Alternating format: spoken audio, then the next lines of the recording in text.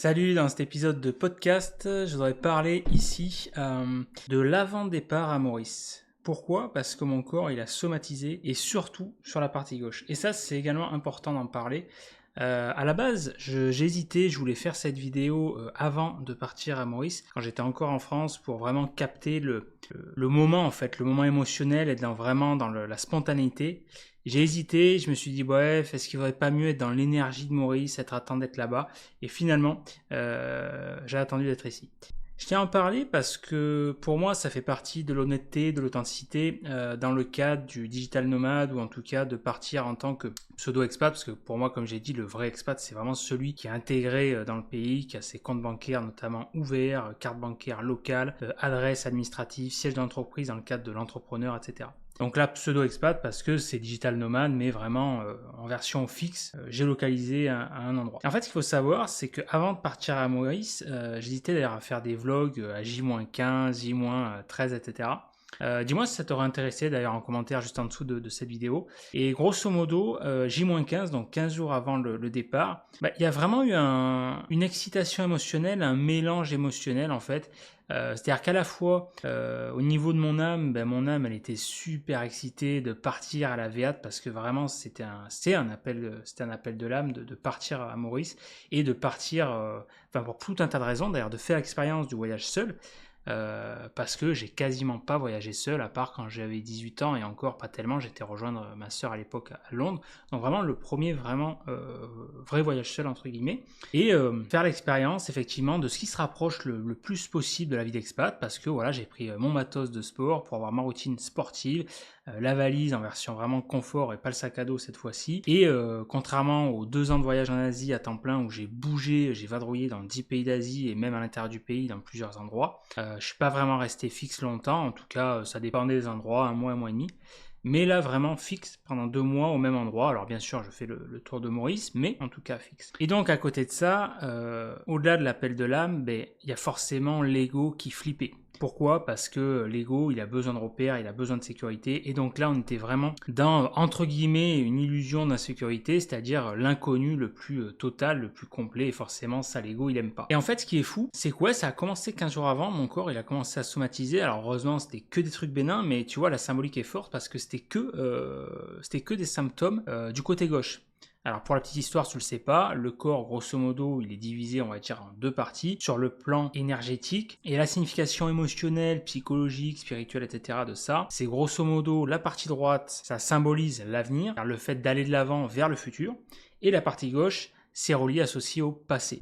Et du coup, j'ai pas arrêté de me prendre des pets du côté gauche. Ça a commencé. Alors, il y avait, je sais plus tellement dans l'ordre, mais il y avait déjà les dents.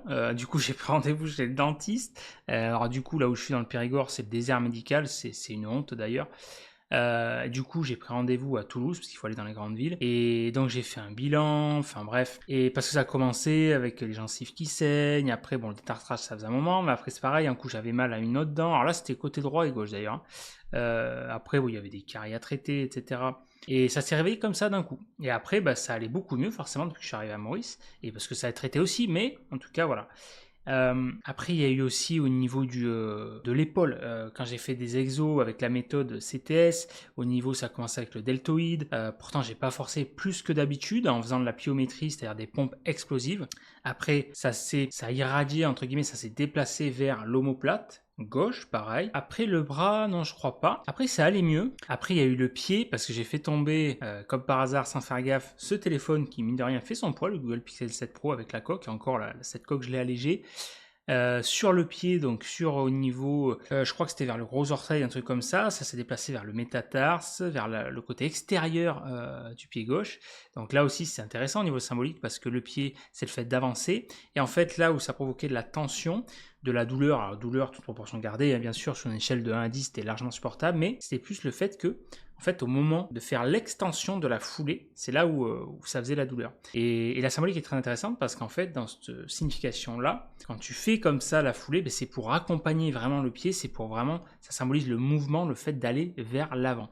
Et en fait, ça symbolisait tout ça, ces symptômes étaient reliés au même point. Ça symbolisait le fait que, voilà, le passé, l'ego en tout cas, te rattachait encore au passé, et flipper encore, c'était on va dire les derniers résidus émotionnels pour vraiment sauter le pas, aller de l'avant, et parce que voilà, forcément la date butoir approchait, et forcément voilà, l'ego était en flip quoi. Et donc il y avait un côté un petit peu flippant, mais à la fois terriblement excitant. Alors, flippant un petit peu dans le sens où même si j'avais quand même confiance, c'était plus le fait, le stress de, tu sais, quand tu fais ce genre de voyage, tu as envie d'être enfin, tu as besoin d'être en pleine forme physique pour vraiment profiter à fond. Et c'était plus le fait de merde, si je pars avec un pet assis à droite, à gauche, voilà, ça risque de gâcher, on va dire, quelque part bêtement ce voyage. Même si, encore une fois, tout ça c'est psychologique parce que, voilà, quand j'ai voyagé 2 ans en Asie, alors si j'ai pris quand même 2-3 pets, mais heureusement c'était bénin, voilà, il y a toujours quand même des solutions à ce genre de problème. Et je sais plus encore ce qu'il y avait. Mais alors, tu vois, ce qui est fou, c'est que donc du coup, je me suis renseigné par rapport à ça. Et je me suis dit, bon, j'ai hésité à prendre un rendez-vous avec un médecin. J'ai dit non, j'ai quand même pas pris un rendez-vous avec un médecin. Et j'ai hésité. Après, j'ai quand même regardé par curiosité. Et le prochain rendez-vous, c'était le 2 avril. J'ai dit, bon, vas-y, tant pis, on va se rattacher à ça, on va faire confiance. Et je me suis renseigné sur la médecine chinoise, avec les points méridiens, avec ce qui se rapprochait un petit peu de la technique de l'EFT, le principe de taponnement émotionnel. Donc, je l'ai fait. Alors, ça, super intéressant parce que tu apprends, tu vois, tous les jours, c'est enrichissant. C'est-à-dire que là, le fait de. Parce qu'après, ça se déplaçait, ouais, d'ailleurs, du métatarse, ça remontait sur la cheville, tu vois. Cheville aussi, symboliquement intéressant, celle qui supporte tout le poids. Et en fait, pour enlever la douleur, dans cet exemple-là, la cheville, le côté, le pied gauche, et ben, j'ai libéré au niveau du point méridien. Alors attends, je vais vérifier le retour caméra pour vérifier qu'on voit la main ici. Ici, alors je sais plus le point, il y a je crois que c'est, alors le point karaté, je crois que c'est un peu plus haut. Et il y a un autre point méridien ici qui est intéressant. Alors il y en a d'autres d'ailleurs, là pour le coup du même côté, genou et tout, mais généralement c'est le point opposé. Et donc voilà, tu fais des massages, des trucs comme ça. Et après, en faisant des exercices également de respiration, de visualisation, tu visualises également une lumière verte. Alors, soit une lumière verte ou une lumière dorée qui te libère, qui absorbe cette énergie, qui la ramène vers la terre, qui te purifie. Et également, alors je sais plus les phrases exactes, mais qui libère.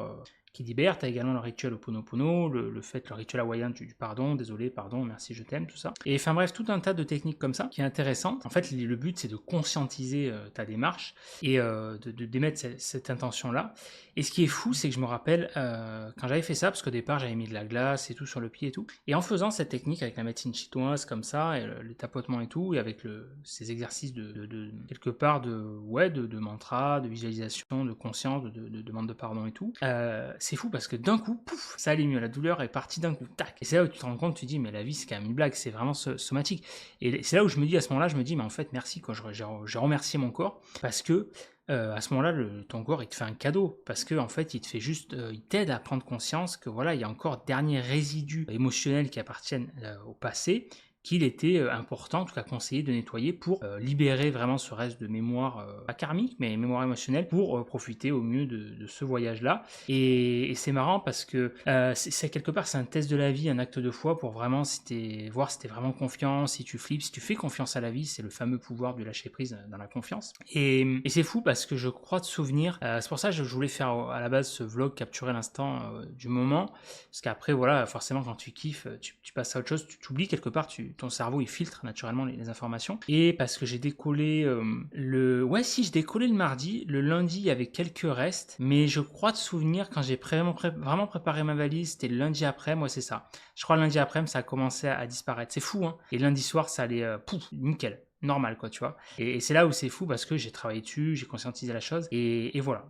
Donc c'était une vidéo finalement assez rapide. Je vérifie si j'avais pas noté 2-3 trucs, vu que c'est toujours en format RAW, en format brut. Mais non, ouais, c'était principalement ça, tu vois, pour te faire part de ce retour d'expérience, je trouve qu'il est assez intéressant parce que c'est assez intéressant à observer en fait. Et ça fait partie de ce genre d'expérience forcément. Avant le départ, avant la peur de l'inconnu, avant de vivre des choses qui sortent de l'ordinaire, qui sortent du cadre en fait. Et surtout que ce qui est marrant, c'est que intuitivement, quand tu te connais un minimum, tu sais, tu vois par exemple, quand j'ai eu 30 ans, je ne connaissais pas du tout ce que j'allais vivre, c'est-à-dire le contenu de l'expérience en tant que tel, mais intuitivement, je savais que ça allait être fort, ça allait marquer pour moi un changement majeur de vie. Tu vois, ma vie allait prendre vraiment un virage à 180 degrés, un virage important. Et c'est ce qui s'est passé, c'est là justement où j'ai rencontré mon ex. Et là, ce voyage-là, pareil, il y a eu le voyage en Asie, je savais que ça allait être fort, mais je connaissais pas également le contenu de l'expérience, mais je savais également que ça allait être, c'est un voyage qui allait marquer vraiment ma vie, voilà. un avant et un après. Et c'est pareil, ce voyage à Maurice, même si je ne connaissais pas encore le contenu exact de l'expérience, pardon, et même si à l'heure actuelle je ne connais pas encore le début de l'expérience, parce que c'est le début, tu vois, ça fait quoi? On est le 9 avril au moment où je fais cette vidéo. Ça fait... Ouais, putain, ça passe vite, c'est ouf. Une semaine, ouais, un peu plus d'une semaine que je suis arrivé à Maurice. Bon, le profil, ça se profile comme je l'avais imaginé, on va dire. Bah déjà au niveau voilà, des nanas, je profite, ça se passe bien. J'ai eu un best life. Au niveau professionnel, à voir hein, encore, mais il y a des opportunités qui se mettent en place. C'est pas encore fait, donc à voir. Mais ouais, il y a du potentiel, ça se passe bien. Pour l'instant, ça se passe plutôt bien. Et voilà, à voir ce qui va se passer. Mais l'idée, c'est que voilà, je n'ai pas d'attente particulière. Je veux rester dans ce côté, dans cette démarche d'ouverture, d'émerveillement, de prendre la vie comme elle vient, tout simplement. Et c'est surtout que tu vois, ce voyage-là, je le savais, je le ressentais et je le sens toujours, même si je ne connais pas, tu vois, je ne sais toujours pas ce qui va se passer exactement. Mais intuitivement, je sens que ce voyage est fort quand je vais rentrer de Maurice, là. Je vais rentrer le 31 mai. Je sais qu'au moment où je fais cette vidéo, j'ai vécu même pas un dixième de ce que je dois vivre de ce voyage. Je sais qu'à un moment donné, il va se passer des choses. Je pense avoir déjà quelques pistes par rapport à ce qui se met en place, mais je pense avoir sûrement des surprises, des bonnes surprises. Et je sais que ouais, ce voyage, clairement, ça va marquer également un avant, un après, ça va être fort. Voilà, ça c'est au niveau intuitif. Ben c'est tout finalement, podcast très rapide ici, mais ça me tenait à cœur. Voilà, dis-moi en commentaire, fais-moi un retour, ça m'intéresse. Si ça te parle de ce que je te dis, si toi aussi, avant d'entamer ce genre de voyage, ou pas forcément sans parler de voyage, mais avant d'entamer des expériences de vie qui sont déstabilisants, qui te poussent un petit peu dans l'inconnu, qui t'obligent à sortir de ta zone de confort. Tu vois, par exemple, à l'époque, quand j'avais... c'était quoi, en 2008? Ouais, 2008, donc j'avais 22 encore, j'avais pas encore 23. 23, quand j'ai fait ma première expérience à Montpellier, et ben pareil, c'était une expérience forte, et donc voilà, pareil, il y a une partie, forcément, c'est toujours un mélange émotionnel, tu as une partie d'excitation forcément, et tu as la peur de l'inconnu, donc tu as une partie, bah voilà, peur aussi. Et c'est intéressant de s'observer par rapport à ça. Voilà, c'est tout ce que j'avais à dire. Allez, on se retrouve dans le prochain podcast. Ciao, ciao!